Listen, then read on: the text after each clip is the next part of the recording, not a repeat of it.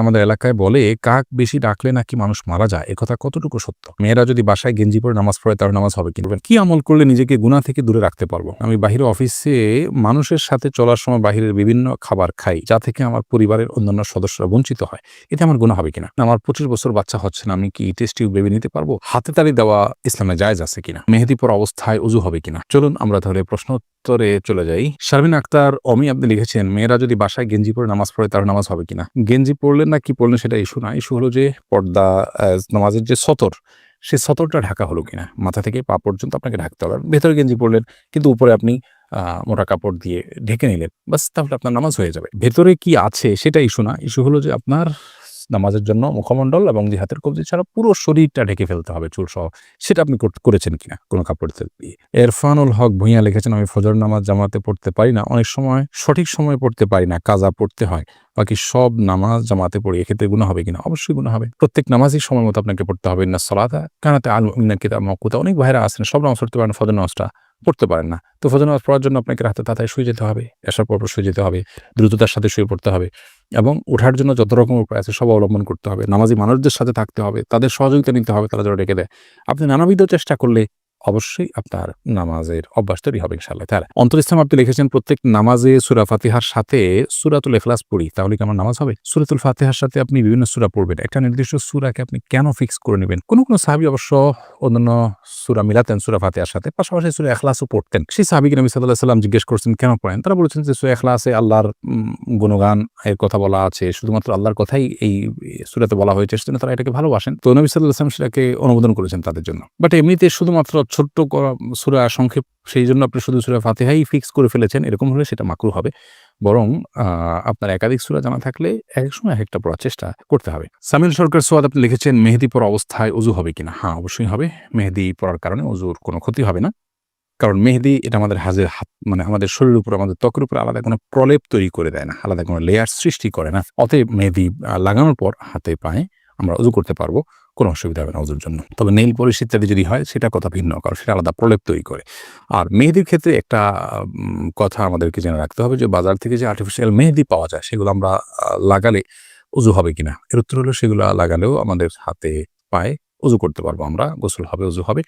যদিও সেগুলো মনে হয় যে খসে, খসে পড়ে, আলাদা প্রলেপ আছে বলে মনে হয়। কিন্তু এটা নিয়ে আমরা যতটুকু ঘাটাঘাটি করেছি আ তাতে আমাদের কাছে পরিষ্কার হয়েছে যে এটা মূলত কেমিক্যালের কারণে চামড়ার উপরের একটা লেয়ার খসে পড়ে। এটা আলাদা কোনো আবরণ নয় যেটা ত্বকের উপরে তৈরি হয়। অতএব আর্টিফিশিয়াল যে মেহেদি বাজারে পাওয়া যায়, ব্যাটারি মেহেদি ইত্যাদি, সেগুলো ব্যবহার করলে ওযু হয়ে যাবে, গোসল হয়ে যাবে ইনশাআল্লাহ তাআলা। আব্দুল্লাহ গালিব আপনি লিখেছেন, আমি বাহিরে অফিসে মানুষের সাথে চলার সময় বাহিরের বিভিন্ন খাবার খাই যা থেকে আমার পরিবারের অন্যান্য সদস্যরা বঞ্চিত হয়। এতে আমার গুনাহ হবে কিনা? আপনি বাইরে যখন অফিসে মানুষের সাথে চলার সময় বিভিন্ন খাবার খান, এটার সবগুলোতে পরিবারের সদস্যদেরকে অংশগ্রহণ করাতে হবে এমন তো বাধ্যবাধকতা নেই। আপনি যদি ইচ্ছাকৃত তাদেরকে বঞ্চিত করানোর নিয়ত না থাকে বা তাদের হক আদায় না করে আপনি বাইরে, বাইরে অনেক বেশি ভোগ করেন, তাহলে সেক্ষেত্রে ভিন্ন বিষয়। বাট তাদের জন্য বাজার-ঘাট আপনি যথারীতি করছেন আর বাইরে আপনি খাচ্ছেন, এর কারণে আপনার কোনো গুনাহ হবে না এবং প্রত্যেকটা খাবারেই তাদেরকে শরিক করতে হবে, এমন কোনো বাধ্যবাধকতাও কিন্তু নেই। তৌসিফ আহমেদ ইউসুফ আপনি লিখেছেন, কি আমল করলে নিজেকে গুনাহ থেকে দূরে রাখতে পারবো?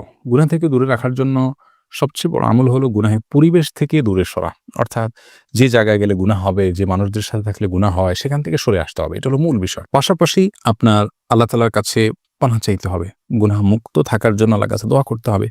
আল্লাহ যেন গুনাহমুক্ত থাকার তৌফিক দান করেন। গুনাহগার এবং খারাপ মানুষদের সংস্রব থেকে বেরিয়ে আসতে হবে। সেই চেষ্টাগুলো অব্যাহত রাখতে হবে। ইনশাআল্লাহ বিইذনিল্লাহ, তাহলে গুনাহ থেকে মুক্ত থাকা সহজ হবে। আর আগের গুনাহগুলো থেকে তওবা করতে হবে। তাহলে নতুন করে গুনাহ থেকে বাঁচা সহজ হবে ইনশাআল্লাহ বিইذনিল্লাহ। মারুফ হাসান লিখেছেন, হাতে তালি দেওয়া ইসলামে জায়েজ আছে কিনা? দেখুন, আনন্দ প্রকাশের জন্য আমরা অনেকে হাতে তালি দিয়ে থাকি। হাতে তালি দেওয়া এটা ইসলামের শরিয়ার দৃষ্টিকোণ থেকে প্রশংসনীয় কোনো কাজ নয়। তবে মেয়েরা ইমামের সাথে যখন জামাতে সালাত আদায় করবেন, পেছন থেকে লোকমা দেওয়ার জন্য তারা এইভাবে আ হাতের পিঠ এবং অন্য হাতের তালুতে আঘাত করে তারা ইমামকে সতর্ক করবে।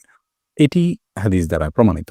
এর বাইরে সাধারণত যে হাতে তালি আমরা এভাবে দিয়ে থাকি অনেকে, এই হাতে তালিটা শরিয়া দৃষ্টিকোণ থেকে প্রশংসনীয় কোনো কাজ নয়। এর অন্যতম প্রধান কারণ হলো যে এটি অন্য ধর্মাবলম্বী মানুষদের সাথে আপনার সাদৃশ্য হয়। আর বিশেষ করে আরব জাহিলি যুগে আপনার মক্কার মুশরিকরা তারা বাইতুল্লাহর পাশে যে সালাত আদায় করতেন, এটা তারা সে সম্পর্কে বলেছেন সেটা ছিল তাদের মুকা এবং তসবিহ, অর্থাৎ হাতে তালি দেওয়া এবং শীষ দেওয়া, এটা দিয়ে তারা ইবাদত করত। তো একজন মুসলমান হিসেবে আমরা কাউকে সাহস দেওয়ার জন্য মাশাআল্লাহ বলবো, আমরা অন্য কোনো ভাষায় অন্য কোনো শব্দ দিয়ে তাদেরকে আমরা উৎসাহ দিতে পারি, কিন্তু হাতে তালি দেওয়া এ শরীয়তের দৃষ্টিকোণ থেকে প্রশংসনীয় কাজ না। কিন্তু কেউ যদি হাতে তালি দেন এতে হারাম হবে, ব্যাপারটা ওই পর্যায়েরও কিন্তু না। গুড থটস আইডি থেকে আপনি লিখেছেন, আমার বিয়েতে কাবিন রসুল হিসাবে যে স্বর্ণ দেওয়া হয়েছিল তা আমাকে আর দেয়নি আমার শাশুড়ি, এটা কি ঠিক হয়েছে সম্পর্কে বলবেন? অবশ্যই অন্যায় হয়েছে, জুলুম হয়েছে। আপনার শাশুড়ি আপনাকে যে মোহর বাবদ যে স্বর্ণ উসুল লিখার পরও সেটি দেননি, সেটি তিনি আত্মসাৎ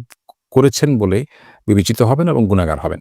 আপনি এটি আদায় করার মতো কোনো সুযোগ আপনার থাকলে অবশ্যই আপনি সেটা আদায় করতে পারেন, সেটা আপনার রাইট। তামান্না আপনি লিখেছেন, আমার ফুফু মারা যাওয়ার আগে ওসিয়ত করেছেন বাবার বাড়িতে কবর দিতে, ওনার ছেলে মেয়ে দেয় নাই, এখন আর কবর নিচের দিকে দেবে যায়, এটা কি ওসিয়ত পূরণ না হওয়ার কারণে এখন করণীয় কি? না, এটার সাথে ওসিয়ত পূরণ না হওয়ার কোনো সম্পর্ক নেই। মৃত ব্যক্তি যদি কোনো ওসিয়ত করেন আর সেটা যদি ভ্যালিড ওসিয়ত হয়, ভালো বা বৈধ ওসিয়ত হয় শরীয়তের দৃষ্টিকোণ থেকে, তাহলে সেই ওসিয়ত পূরণ করাতে কোনো অসুবিধা নেই।